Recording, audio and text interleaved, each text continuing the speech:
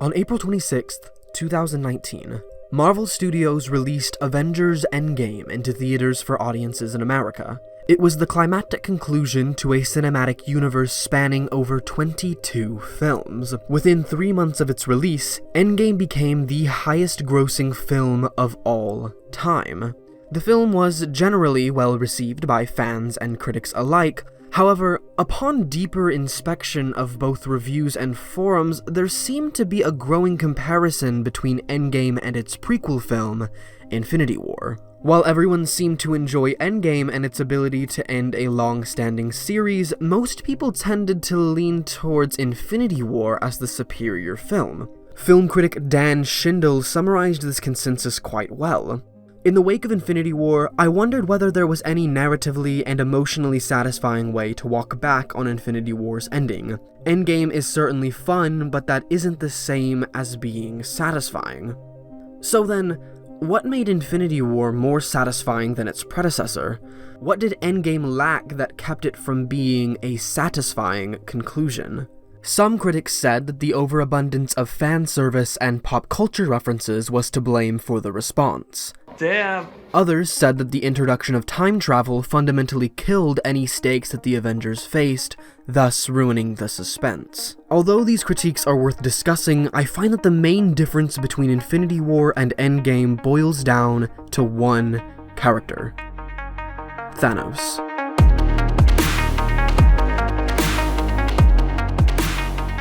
The Thanos shown in Infinity War is a near-perfect villain. Infinity War is filled with an ensemble of familiar characters, yet the writers chose to follow Thanos' journey the closest, giving audiences the chance to understand his ideology on a deeper level. To understand what made Endgame unsatisfying, we need to first understand who Thanos is in Infinity War.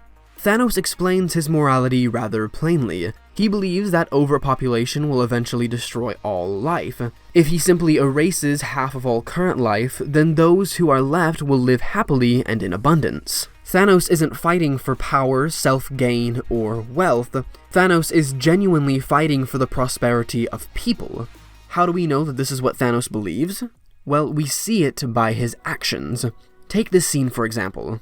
At this point in the film, Thanos controls 3 of the Infinity Stones and easily could have annihilated all of the Guardians within an instant. He even shows this by how quickly he disables them with the Reality Stone. So, why doesn't Thanos kill them? Thanos doesn't kill for the sake of killing, he kills for one of 2 purposes. 1, to lower the population for the betterment of those who are living, or 2, to stop an opponent who threatens his plan. The Guardians here stand no chance of stopping Thanos, so there is no reason for them to die when he can simply disable them. Remember, Thanos doesn't want to kill, he kills out of necessity. We also understand this in this scene. With all 6 stones, I could simply snap my fingers. They would all cease to exist, and I call that mercy.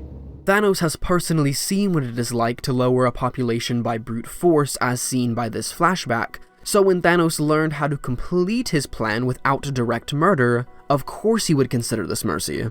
Having the Infinity Stones allows Thanos to bring balance while still considering the lives of those affected. Though his plans are extreme, Thanos still has a grounded compassion for sentient life. Because of this, the audience quickly looks at Thanos as less of a villain, but more as an embodiment of an extreme political position. And just like in politics, there are always 2 sides. Where Thanos advocates for the sacrifice of one life for another, our heroes repeatedly state that every life is worth a fighting chance. We don't trade lives, Vision. We don't trade lives, Captain. Famous German philosopher Georg Hegel described this sort of conflict as the basis of tragedy. He argued that great tragedy doesn't come from good versus evil, but rather good versus good, where both ideologies are absolute and the resulting conflict leads to one party's demise. That is exactly what we see in Infinity War. It's tragic to see our heroes fade away due to the absolute of Thanos' morality, but equally tragic would be to watch an entire civilization crumble due to the lack of resources needed to fuel it. Either way, one party's victory leads to someone's demise. Infinity War's greatest strength is its use of perspective. We follow Thanos' perspective in Infinity War and therefore see his worldview. So, naturally, Endgame should be the continuation of this, where we see this same conflict through the perspective of our heroes, right? Well, not exactly. You see, the Thanos of Endgame is vastly different from the Thanos of Infinity War, not just in the 5-year age difference, but philosophically as well. Look at his plan from this scene.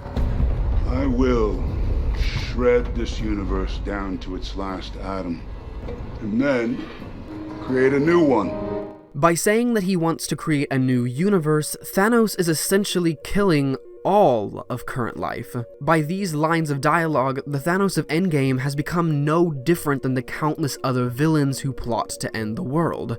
Where Infinity War Thanos was looking to save the universe, Endgame Thanos is looking to destroy it. This seemingly small shift in goals makes the Titans significantly less grounded. And by removing the key motivation of Thanos, the motivation for our heroes to stop him is equally affected. Looking back at Infinity War, the motivations for both our heroes and villains are directly correspondent. Either the sacrifice of one life for another, or the fight for all life to have a chance. So, if Endgame's villain simply wants to end the world, then the corresponding opposing view is simply to save the world. Where Infinity War's conflict provokes discussion, impacts the audience, and literally creates subreddits dedicated to Thanos sympathizers, the other conflict we have all seen in countless other movies for years. If you view Endgame as the direct continuation of Infinity War, such as a Part 1 and Part 2 to the same story, Endgame becomes even more anticlimactic. With Thanos' sudden shift in morals, the drama that was set in motion by the first film is replaced, not resolved. Any audience member seeking solace after the devastating final frames of Infinity War is left unsatisfied. As I was writing the script for this video, part of me wanted to compare the future legacy of Endgame to the current legacy of James Cameron's Avatar. Both films held the title of highest grossing film and were massive cultural events upon their releases. After 10 years, Avatar has largely been criticized and forgotten in mainstream media. I honestly expected the same fate for Endgame. Maybe after the dust had settled and the hype was gone, people would see Endgame for how it really was. But after a year, I've come to realize that Endgame is still much more than the statistic. It may not be the incredible piece of cinema that I hoped would end this beloved saga, but the many relationships and memories built by this franchise will long outlive one film's flaws. Endgame has become a reminder to me. A reminder that, in many things, the journey is far more valuable than the destination. My name is Kaitlyn Foster, and as always, thanks for watching.